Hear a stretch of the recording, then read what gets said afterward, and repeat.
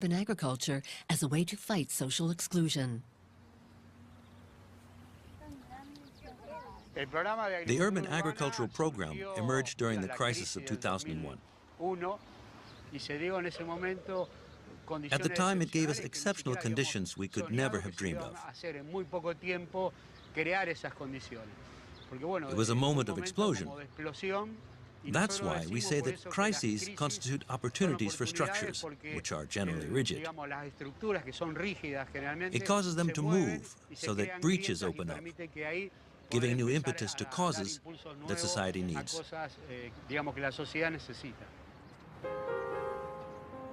At the time of the crisis, Rosario had an unemployment rate of 30%.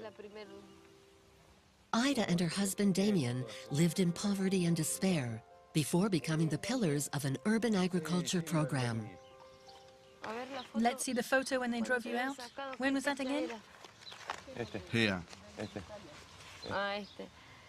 Go and protest elsewhere. That's where they arrested me. They didn't want us to realize there was a crisis.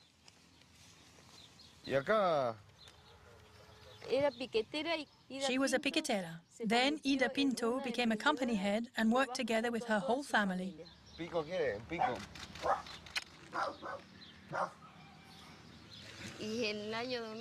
The year 2000 was really a very difficult year because during the crisis we had nothing.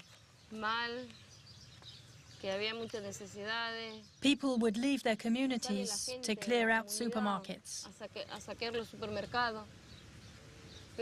Not because they were delinquents, but because they had to do it out of necessity, hunger. We formed groups of families that we called piqueteros because we would burn tires to block roads and streets. We were driven to violence and all sorts of things out of necessity. In the end, it was a necessary evil, because it was thanks to that we came across the urban agriculture program with Antonio and his whole team. They singled us out and spoke to our group of piqueteros. Guys, stop setting fire to things. You can come out on top. They turned up with a view to growing organic vegetables. We didn't even know what organic meant. We listened to them politely, but as soon as they left, we started talking about how crazy they were. But now, in 2013, what Antonio said back in 2001 has come into being. In 2001, Ida and Damien were living in a shantytown, which was subsequently transformed into a public dump. Little by little, they cleared it, cleaned up the soil, and started growing crops on it. Today, Molino Blanco is one of 10 garden parks developed by the Council of Rosario. About 20 families work there, full or part-time. Ida and Damien cultivate a plot with their 3 eldest children, who have also become market gardeners.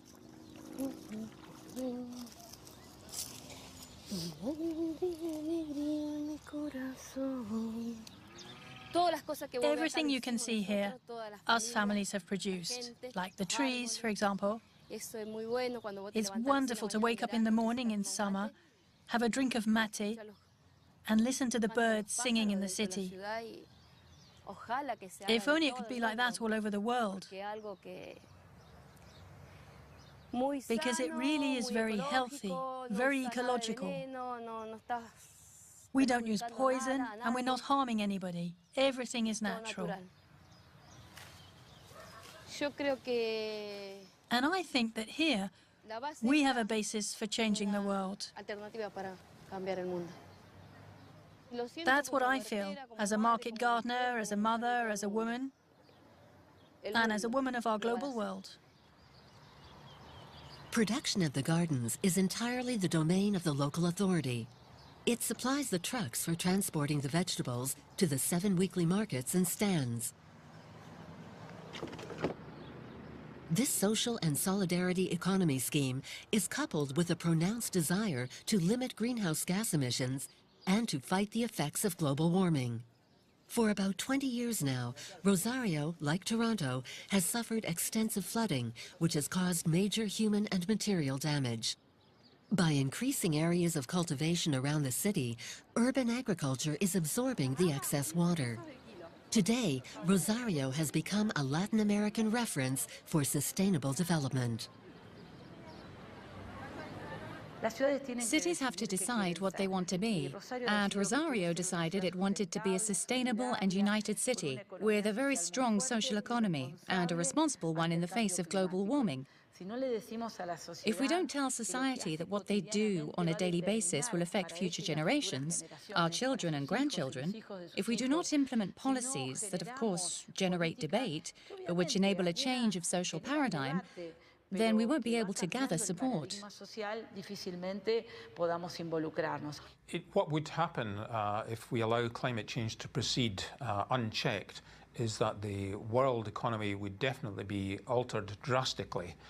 It wouldn't totally collapse because some parts of the world, particularly the richer countries, would be able to survive, but many, many countries in the poorer parts of the world would collapse.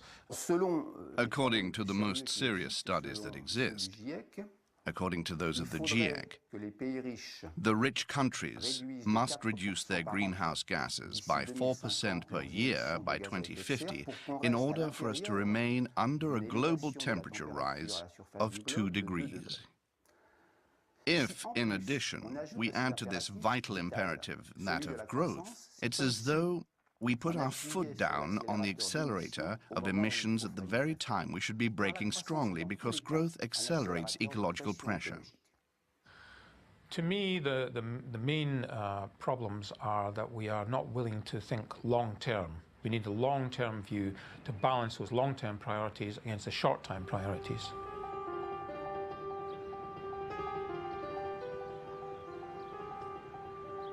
The Rosario Urban Agriculture Program is firmly forward-looking.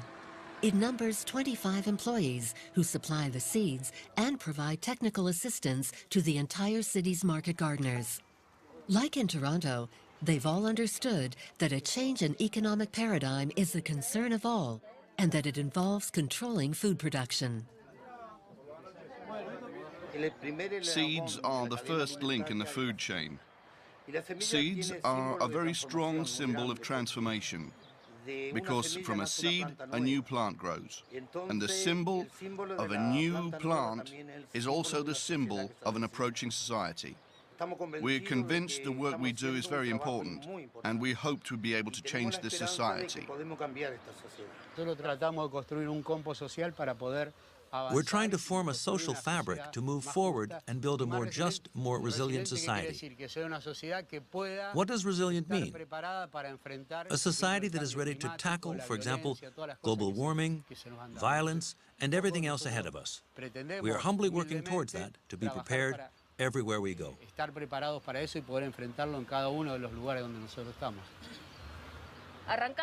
We've already made progress, and we must continue.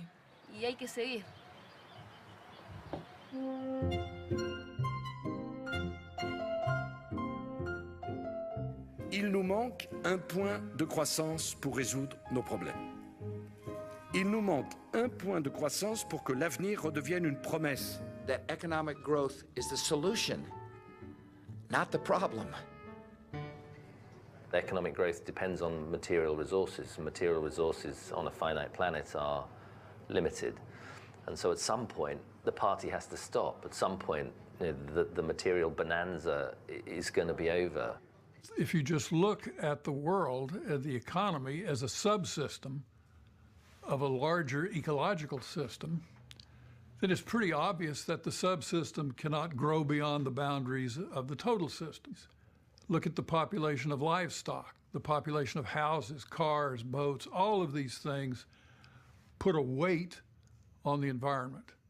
They require inputs of raw materials, and they require absorption of all their waste materials from the environment.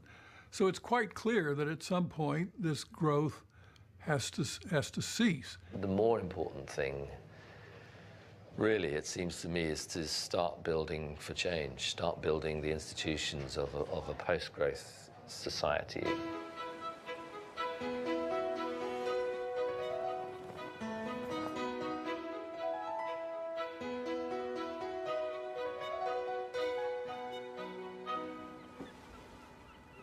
This is Denmark, and you can see Samsø is right in the center of Denmark. This is Europe with the new member states, and you see Samsø is right in the center of Europe also. You probably didn't know that, but that's for sure. And this is the Earth. And my point here, apart from the joke, is to say that I think it's really important to understand that your responsibility is in where you live.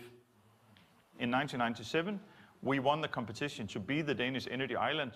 We pledged to give up fossil fuels and convert to 100% renewable energy.